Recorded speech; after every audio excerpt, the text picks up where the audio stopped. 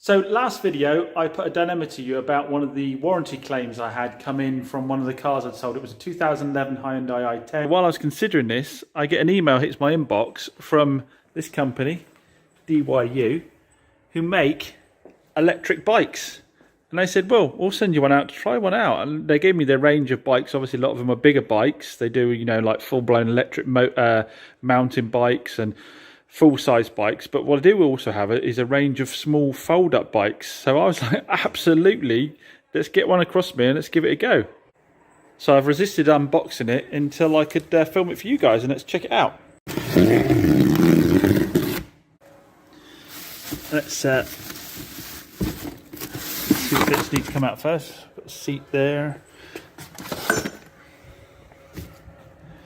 I think I can pull the whole rest of it out in one go, can't I? There we go. So first test, how heavy is it? It's not bad at all. I don't know what the exact weight is. I'll find that out for you and put that on screen. It's a bitty little thing, isn't it? But quite cool looking, and it's satin black with the red trim around the wheels. Right, let's strip off all this packaging. As I said, the handlebars fold down the back there to make it nice and compact.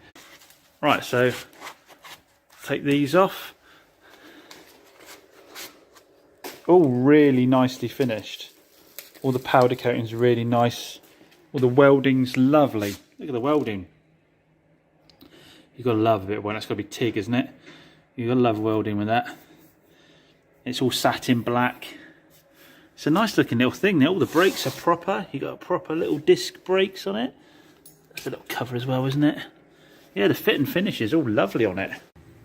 Oh look, no need for tools. They actually give you the span that's needed to tighten up the pedals. So even if you got this delivered to work, you should be able to put it all together straight away. Actually, I don't recall now whether I mentioned it is actually an electric bike. That's hence what this bit in the middle is.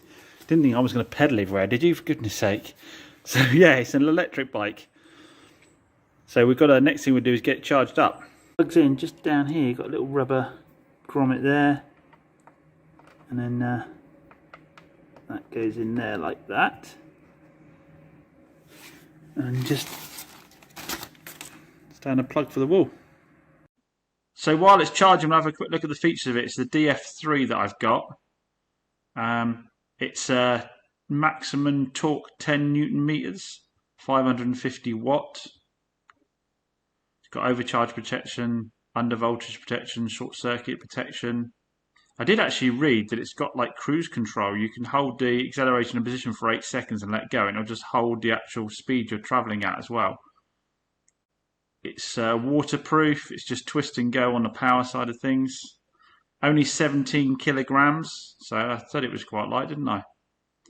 It'll do 30 to 37 miles in pedal assist mode, top speed 15 mile an hour, 14-inch wheels, that is, isn't it? They do quite a range of bikes. See, they've got a big old range of bikes. You've got, you know, the sort of sportier looking stuff. You've got the full-on blown mountain bikes. You've got the fat tyre bikes as well. And like I say, you've got little DF3 like I've got there. So a really big range to suit everyone. They all come with free shipping as well. Been a while since I've been on a bike.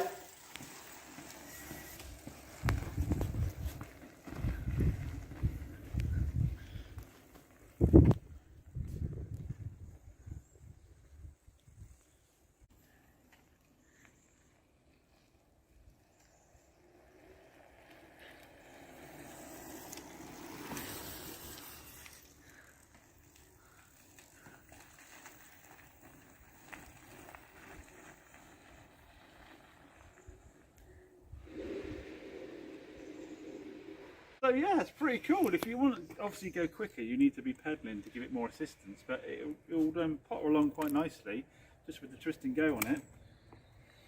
And yeah, I mean, for going in the boot of a car and doing a little bit of commuting, if you want to just be able to nip into town and back or something like that, or park outside of town and go through the town centre to work, and for me, it would be ideal for exactly what we're talking about doing with it.